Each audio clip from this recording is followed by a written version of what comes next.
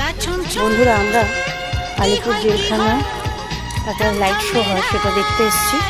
তো তোমরা দেখতে, এই যে সব ভেতরে ঢুকছি আমরা।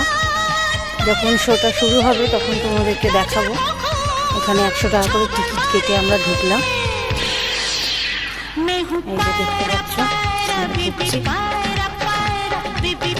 সিটে বসে থাকতে হবে, ওপরে যায় সব বসে আছে। দেখতে পাচ্ছ সিট পাতা রয়েছে, সব বসে আছে। তারপরে প্রোগ্রামটা সব শো দেখবো বলে বসে আছি আমরা। সবাই বসে আছে, দেখো সিটের মধ্যে।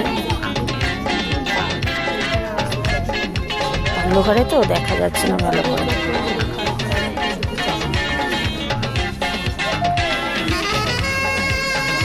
ওইখানটা শোটা হবে, লাইট শো।